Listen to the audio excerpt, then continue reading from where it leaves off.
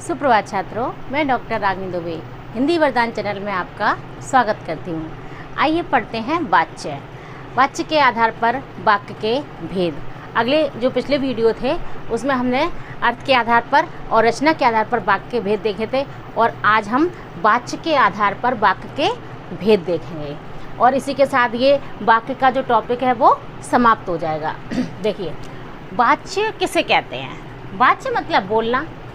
तो कर्म और क्रिया के अनुसार क्रिया का कर्ता कर्म और भाव के वचन और लिंग के अनुसार प्रयोग करना क्या कहलाता है?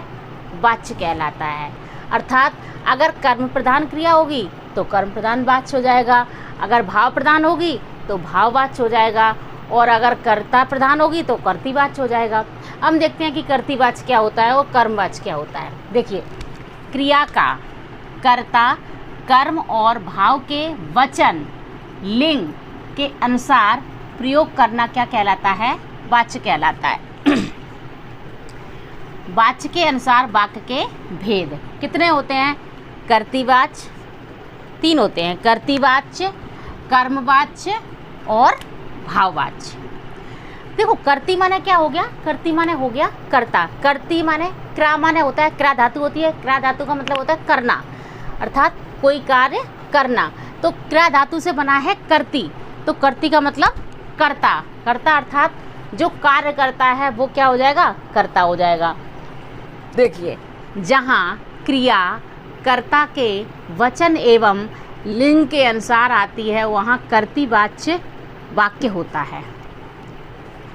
अर्थात जो कार्य है उस कार्य का फल किस पे पड़े? कर्ता के ऊपर पड़े तो कर्तृवाच्य होता है। जैसे कि हम कहें कि वह खाना खा रहा है, तो कौन खा रहा है?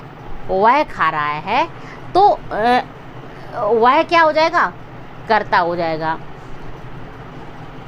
तो जब क्रिया का फल किस पे पड़ता है? कर्ता के ऊपर पड़ता है, तो वो कर्तृवाच्य कहलाएगा। देखिए, कर्ता का वचन और लिंग परिवर्तन करने पर क्रिया भी बदल जाती है। देखो, अगर हम कहें, अगर कर्ता बदल दें तो क्रिया भी बदल जाए तो कर्तृवाच्य होगा। जैसे कि हम कहें कि राम खाना खा रहा है, राम खाना खा रहा है, तो यहाँ पे राम क्या हो गया? कर्ता हो गया। तो क्रिया क्या है? रही है, रहा है, रहे हैं, ये क्या है? ये क्रिया है। तो अगर हम कहें कि राम खाना खा रहा है, अगर इसकी, तो ये क्या हो गया? कर्तृवाच्य हो गया। अगर हम राम कर्ता की जगह अगर हम स्त्रीलिंग कर्ता रख दें कि सीता खाना खा रही है, तो क्या हो जाएगा? सीता खाना खा रहा नहीं होगा, सीता खाना खा रही होगी। अर्थात अगर हमने कर्ता में परिवर्तन किया है तो क्रिया में भी परिवर्तन हो जाएगा। तो अगर कर्ता में परिवर्तन करने से अगर क्रिया में परिवर्तन हो रहा है तो वो क्या हो जाएगा? कर्तृवाच्य हो जाएगा। ठीक, जैसे कि श्वेता भोजन पका रही है, श्वेता भोजन पका रही है। अब ये क्या है? ये कर्ता है। ये क्या है? ये कर्ता हो गया। ठीक, अब हमने इस कर्ता का परिवर्तन कर दिया राम में, ये हमने स्त्रीलिंग से पुल्लिंग कर दिया कि राम भोजन, तो यहाँ रहा, ये क्या है? रही है, और ये क्या हो जाएगा? रहा है। तो लिंग के अनुसार ये स्त्रीलिंग और ये पुल्लिंग, जब कर्ता स्त्रीलिंग और पुल्लिंग में बदला तो क्रिया भी बदल रही है। अर्थात कर्ता के अनुसार क्रिया में परिवर्तन हो जाता है। अगर कर्ता पुल्लिंग है तो क्रिया भी पुल्लिंग होगी, अगर कर्ता स्त्रीलिंग है तो क्रिया भी स्त्रीलिंग होगी। तो अगर कर्ता का वचन और लिंग परिवर्तन करने पर क्रिया भी बदल जाती है। किस में बदल जाती है? कर्तृवाच्य में बदल जाती है। जैसे कि मैं सुबह से गीता पढ़ रहा हूँ, मैं सुबह से गीता पढ़ रहा हूँ, कर्तृवाच्य हो गया। अब हम मैं की जगह वह कर दिया, तो वह सुबह से गीता पढ़ रही है। अब ये यहाँ पे स्त्रीलिंग हो गया तो यहाँ रही हो गया, मैं है तो यहाँ रहा हो गया। तो कर्ता के अनुसार क्रिया में भी परिवर्तन हो रहा है। अगर कर्ता में परिवर्तन करते हैं तो क्रिया में भी परिवर्तन हो जाता है कर्तृवाच्य के अनुसार। और एक क्या ट्रिक होती है कर्तृवाच्य की? कर्ता के साथ कोई कारक चिन्ह नहीं हो तो कर्तृवाच्य होता है। कारक चिन्ह किसे कहते हैं? कर्ता ने कर्म को करण से संप्रदान के लिए, ये जो के लिए है, ने है, ये अगर नहीं आते हैं किसी वाक्य में तो वो भी क्या होता है? कर्तृवाच्य होता है। कर्ता के साथ कोई कारक चिन्ह नहीं हो तो उसे क्या कहेंगे? कर्तृवाच्य कहेंगे। बात समझ में आई? अर्थात अगर कर्ता के बाद कोई भी कारक चिन्ह ना हो, जैसे ने, के लिए, कर्ता ने कर्म को करण से संप्रदान के लिए, कोई भी कारक चिन्ह अगर नहीं आता है तो क्या है? कर्तृवाच्य है। और क्रिया का फल किसके पे पड़ता है? कर्ता के ऊपर पड़ता है, वो भी क्या होता है? कर्तृवाच्य होता है। और जब वाक्य कर्ता के अनुसार परिवर्तित हो जाता है तो क्या होता है? कर्तृवाच्य होता है। अर्थात अगर स्त्रीलिंग का वाक्य है तो क्रिया भी स्त्रीलिंग की होगी, अगर स्त्रीलिंग की जगह हमने पुल्लिंग रख दिया तो क्रिया भी पुल्लिंग होगी। जैसे कि वह जा रहा है, अब हम कहें वह सीता जा रही है तो रही हुई हो जाएगा। समझ गए हो? कर्तृवाच्य हो गया। बात समझ में आई? कर्तृवाच्य किसे कहेंगे? कि वचन और लिंग परिवर्तन करने पर क्रिया भी बदल जाती है। कर्ता के साथ कोई कारक चिन्ह नहीं हो तो कर्तृवाच्य होता है। ठीक, कर्तृवाच्य समझ में आ गया। अब हम पढ़ेंगे कर्मवाच्य।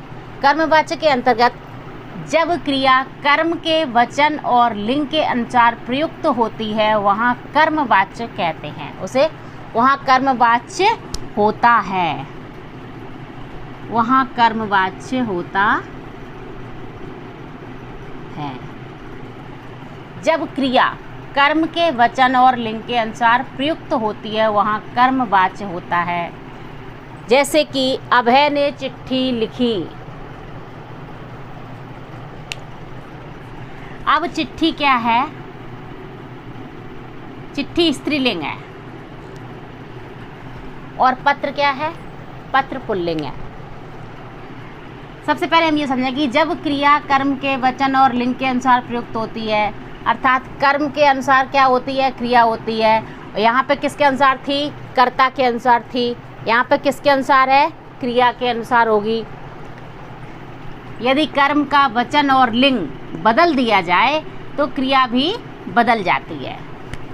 कर्ता का वचन और लिंग परिवर्तन करने पर क्रिया पर कोई भी प्रभाव नहीं पड़ेगा।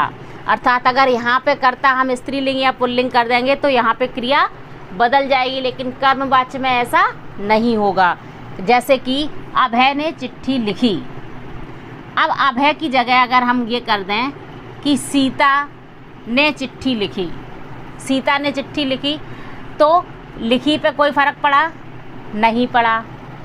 क्रिया क्या है? लिखना क्रिया है ना। तो हमने ये कर्ता बदल दिया, हमने ये पुल्लिंग की जगह स्त्रीलिंग कर दिया, फिर भी इस क्रिया पे कोई भी फ़र्क नहीं पड़ा। ठीक, तो अभय ने चिट्ठी लिखी या सीता ने चिट्ठी लिखी, लिखी पे कोई भी फ़र्क नहीं पड़ा, क्योंकि ये चिट्ठी जो है वो स्त्रीलिंग है और ये जो क्रिया है वो कर्म के अनुसार आई है। क्या लिखी? चिट्ठी। हमेशा जब क्या लगाते हैं तो क्या निकलता है? कर्म निकलता है। तो चिट्ठी क्या है? कर्म है। क्रिया किसके अनुसार आई है? कर्म के अनुसार आई है। अब चिट्ठी की जगह पत्र लिख दिया। चिट्ठी स्त्रीलिंग है और पत्र क्या है? पुल्लिंग है। तो ये जो पत्र है ये पुल्लिंग है तो क्रिया भी क्या हो जाएगी? पुल्लिंग में ही हो जाएगी। जैसे कि अभय ने पत्र लिखा, अभय ने पत्र लिखा, तो पत्र पुल्लिंग है इसलिए यहाँ पे भी पुल्लिंग क्रिया हो गई। ठीक, अब हम कह दें कि सीता ने पत्र लिखा, तब भी यहाँ पर लिखा ही होगा। ऐसा तो नहीं होगा कि सीता ने पत्र लिखी, ऐसा नहीं हो, क्योंकि कर्ता के अनुसार यहाँ पे क्रिया नहीं आई, यहाँ कर्म के अनुसार क्रिया आई है, इसलिए यहाँ क्या हो जाएगा? कर्मवाच्य हो जाएगा। ठीक, अब बात समझ में आ गई। हमेशा कर्म के अनुसार जब क्रिया आती है वहाँ पे क्या होता है? कर्मवाच्य होता है, और जब कर्ता के अनुसार क्रिया आती है तो कर्तृवाच्य होता है। देखो, राहुल चिट्ठी लिख रहा है। अच्छा, आप बता दो ये क्या हो जाएगा? राहुल चिट्ठी लिख रहा है। अब देखिए यहाँ पे अगर हम राहुल की जगह सीता कर दें तो क्या होगा, सीता चिट्ठी लिख रही है हो जाएगा।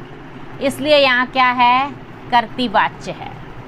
यहाँ क्या है, कर्तृवाच्य है, क्योंकि ये जो कर्म है, कर्ता है, इसके अनुसार क्या बदल गई, क्रिया बदल गई है। ठीक, अब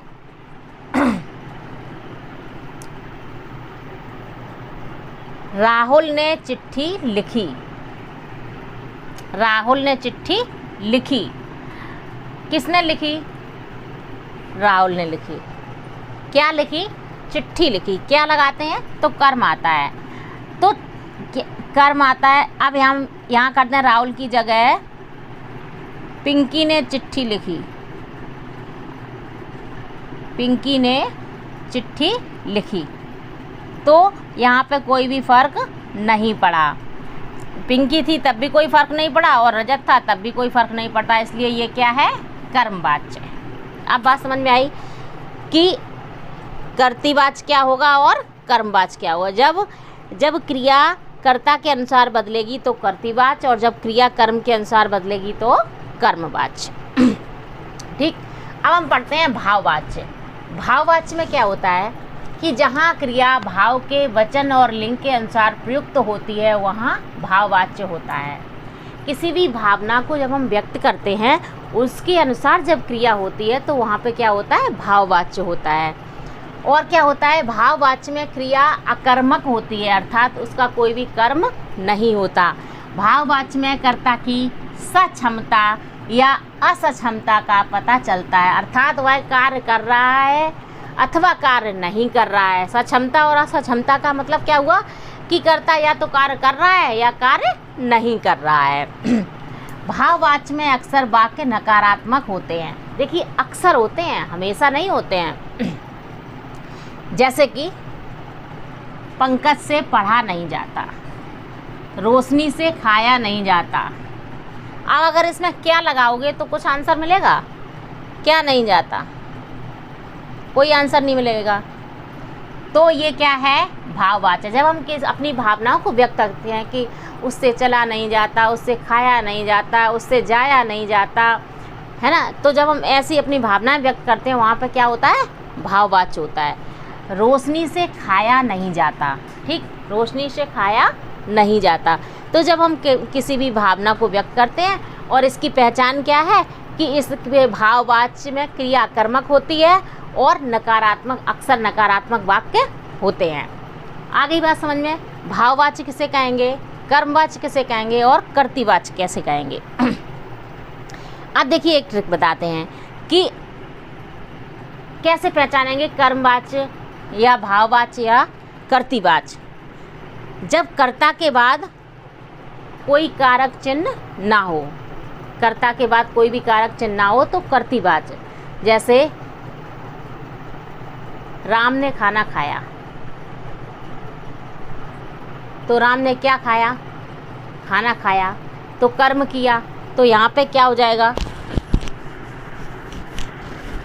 यहाँ पे कर्मवाच्य होगा। और वह श्वेता खाना खा रही है, श्वेता खाना खा रही है, तो क्या हो जाएगा, कर्तृवाच्य हो जाएगा।